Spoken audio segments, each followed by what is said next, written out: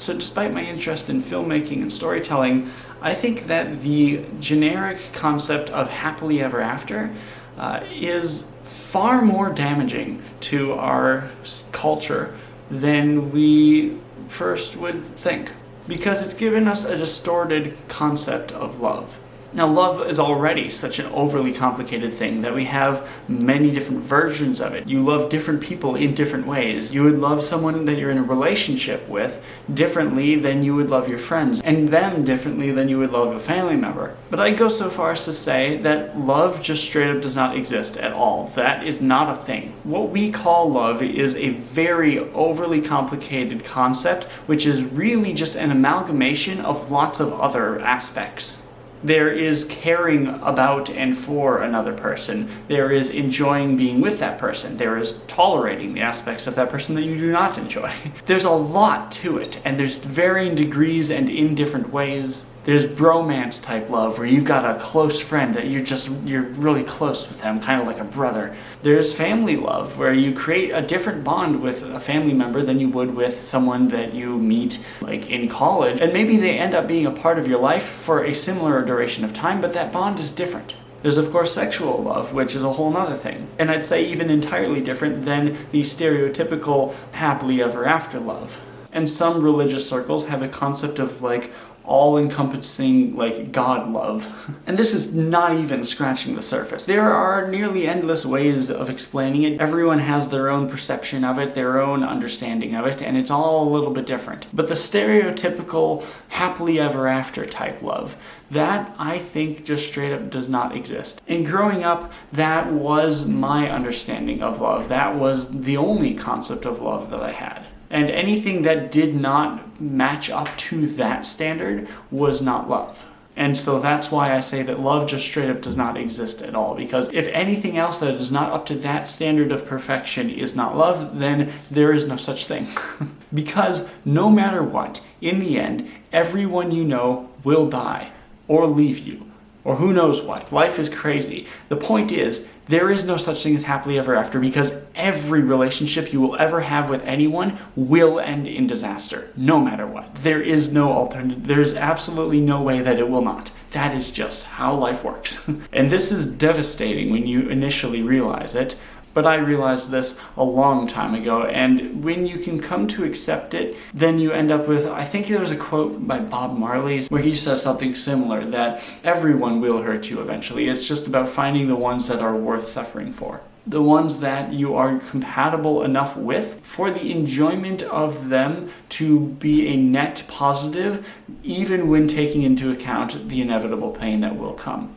And in today's modern world, with the ever-increasing and exponentially increasing complexity of life, various topics upon which you can have perceptions and opinions, it is getting increasingly, exponentially more difficult to find someone that you are compatible with and agree with on the major topics of life, the ones that matter, the core things where you're gonna like butt heads if you don't agree and it will ruin the relationship. In order to have a solid relationship, in my humble opinion, and take into account I have very little experience with this, to be honest, in my opinion, in my perception, is that in order to have a healthy relationship, you have to agree on these fundamental things. This is why, as an atheist, I refuse to date Christians, because that is so fundamental to my entire understanding of all of existence that I struggle to even be friends with Christians, because I am just so completely incompatible with their mindset, with their perspective. And so like, yeah, I'm in my middle 20s, so if there's a Christian that's interested in me, I'll give it a shot, but I highly doubt it'll ever work out. And I say that I'd give it a shot because of what I was just saying, that it is getting exponentially more difficult to find people that you are going to be compatible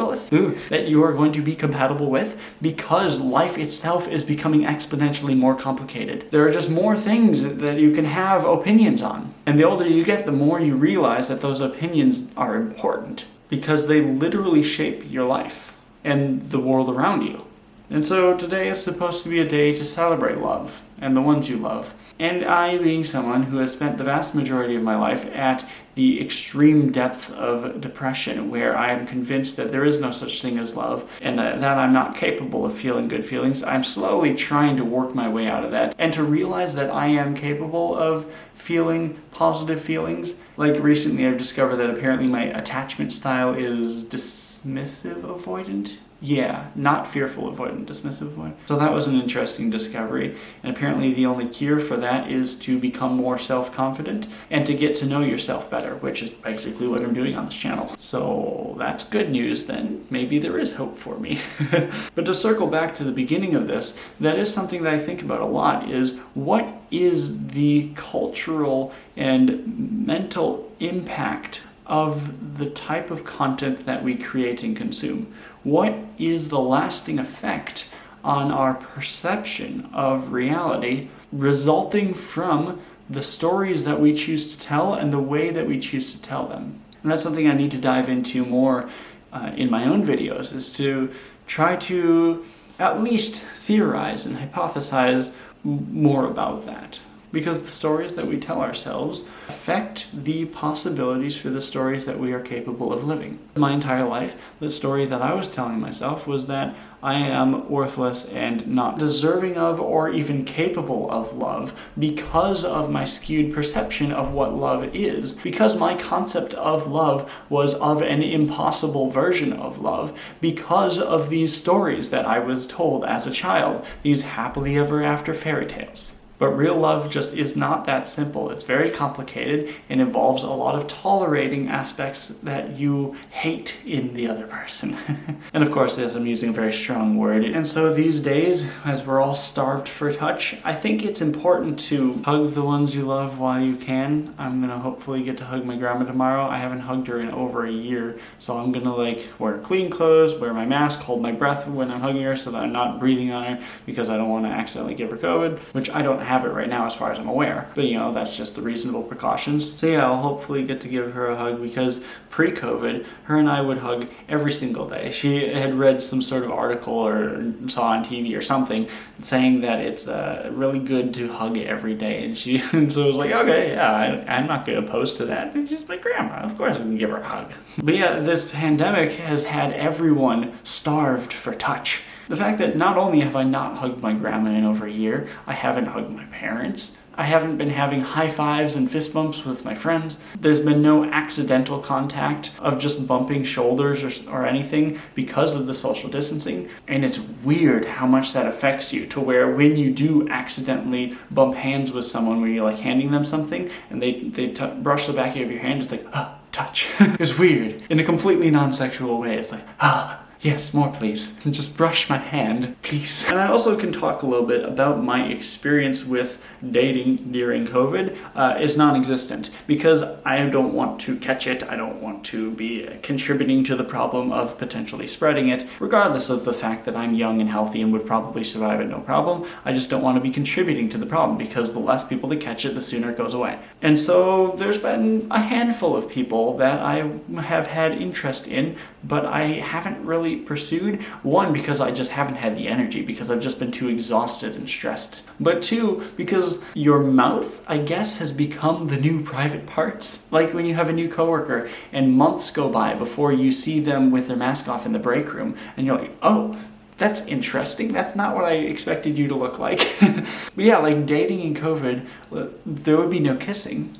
You can't cuddle and watch a movie. It's hard to do anything in the era of COVID because most things are closed down or shut down, and I don't want other people coming into my place, because then I'm going to clean everything they touched after they leave. It's like the only potential for getting to know someone is literally just that, getting to know them without actually doing anything. Like, you can't do things together. You can't go, I mean, I guess you could go for a walk in the park or something, but it's winter right now. There's snow everywhere. It's below freezing right now. No one wants to go outside. No one wants to do anything. We all just want to sleep and hibernate. But even in the summer, well, it was a little bit different for me because I was working third shift during the summer in order to stay away from the hordes of people. So yeah, I'd be fascinated to hear about anyone else's experience dating during the pandemic. What was it like? What did you do for dates? Did you kiss them? Or did you keep your masks on? Because of course, if a relationship is going very well, then obviously at some point you're going to have to make the decision to be like, yeah, I think we're going to take that risk and spend the time together without the masks and not do the social distancing between those two people, to trust that the other person is going to be taking all the proper precautions with everyone else, and to treat that other person as if you're living in the same household with him. I imagine at some point you would both have to mutually make that decision to trust one another to not catch it from someone else. Because then, of course, you would catch it from your significant other. Weird stuff, weird times. And I really can't wait for COVID to go away. I really hope it doesn't just become the new seasonal flu, because I miss being able to have that closeness, not just metaphorically, but also literally, with anyone. And as I said earlier in this video, I don't have much experience dating, to be completely honest. I wish I would have put more effort into that years ago, and so going forward, I would like to begin to put more effort into that. Getting to know people, putting myself out there, trying to have relationships. Because like I said, the chances of finding someone compatible are already so incredibly small and are just getting increasingly smaller.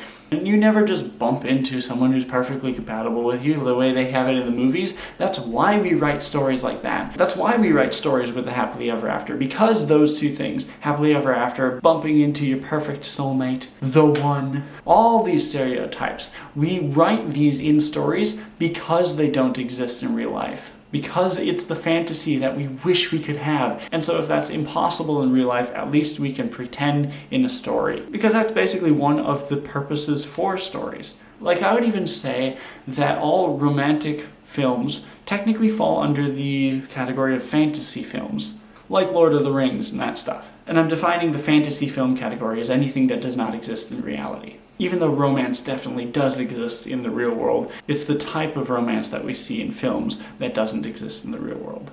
At least stereotypically. I'm sure there are plenty of films out there that do portray realistic relationships. And so again, looping back to the potential cultural impact of the way it affects our perception of the world, is that maybe it would be a good idea to produce more films with a more realistic portrayal of relationships.